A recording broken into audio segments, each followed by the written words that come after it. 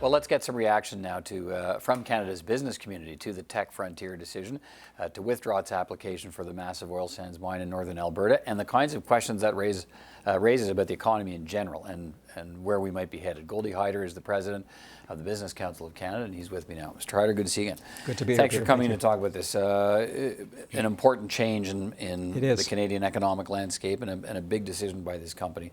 What is the message you take from the Teck decision, and perhaps more importantly, what is the message you think it sends about the state of the economy, the message to investors? Where do you think this puts us? Well, look, I'll let Teck speak for its decision. I think their letter is quite clear as to what their thinking was. Look, business likes certainty. Business likes predictability. And what we have managed to do in the country, successive governments, this is not on this government at all, I think successive federal governments and to some extent provincial governments have created uncertainty in regulatory processes that for the longest time functioned just fine. Our foreign investment function, our infrastructure, the National Energy Board and others that function, we politicized it. And what's happened at a time is when our governments have become really movements, by their own word, they call themselves movements now, which means they're become hostage to some extent by the flavor of the month and what's going on, and everybody's being pushed in a certain direction. It's creating a Canada that I don't recognize because it's hardening on the left and hardening on the right. I firmly believe most Canadians are centrists. They are of the moderate, social, progressive, economic policy, social policy, and they're lacking a voice. And what we're trying to do as business leaders is to say, don't worry about your political interests. That's not my problem. I'm worried about the country. I'm worried about the national interest, and I'm worried about... How hard is it for political parties? That's a big ask of political parties right now, going through, for instance, Conservatives going through a leadership campaign. Yeah. I mean, if anything, we see more of a hardening of positions than a call to... for want of a better word, to nation building or statesmanship. Well, either do your job or get out of the way and let others do the job as much as they can. But the fact is there's a critical role for government in our society. We expect you to play a leadership role in having a national purpose, a national vision, being a convener, bringing people together. You know, it worked really well in the USMCA agreement where we had brought together consensus from right and left and labor and business and others. Haven't seen that practiced much in the other public policy areas. And what I think to your broader question about the economy itself is recognize the shock after shock after shock that we're experiencing.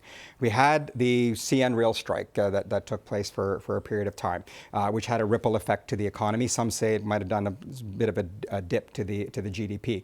We have had to deal with the virus. You know, we're still in that virus situation today. Then we've had the blockades. We're seeing declining oil price for a national resources economy like ours. It's going to have a ripple effect. We're still paying the price to some extent for our China, follies over here. We may have an investment chill as a result of some of these decisions that are being made. That requires a finance minister and the government to say, I know we were planning a climate crisis budget, but perhaps there's an economic crisis that requires addressing. And yet, how do you? I mean, you talk about Canada you don't recognize and parties, things changing, and a process that worked well for so many years. Isn't the big challenge, though, that we've now hit this intersection where we have this conflict, and as much as politicians like to say the energy and the environment can go together, everybody's interpretation of how they go together is different. And that leads us, I think, to some of these challenges, right? I mean, for this Teck decision is, and they make it clear in their letter, Don Lindsay makes it clear in the letter, you don't have a framework, the expectations we're not clear on. 20 years from now, we're not clear on what our responsibility is supposed to be. We do everything and we still end up here. That's the big challenge, isn't it? Well, and the reason for that is, and it plays in part to what I've said about how historically governments would honor the agreements of previous governments. They wouldn't muck around with big things like free trade. You know, the Liberals may have ran against free trade in 88, but by 93, NAFTA was their idea because it was good for the country, it was good for the economy, and it was good for people. Today, what we have is the goalposts keep moving. And I think that's part of the frustration that was expressed in the Teck letter is after you've met the federal regulations, after you've met the provincial regulations, after you've acquired the social license, including agreements with all Indigenous communities in that project, a new government decides to move the goalposts.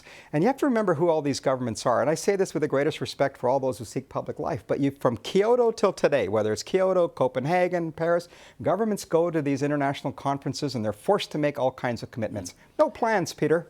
No plans. And the ones who need to implement those commitments are business. And who does that impact the most? Workers, people of Canada. They're the biggest losers in all of this situation that's going on here, because at the end of the day, this stuff all trickles down the economy. It's going to impact real people. It already is. You've put forward 3 ideas, you think, of sort of how we might move forward on this. What are they? Well, look, something's got to give, right? The status quo is clearly not acceptable. Just to be provocative, we put it out there. But the idea is essentially this. There has to be movement on both sides. We need to come back to where Canadians reside.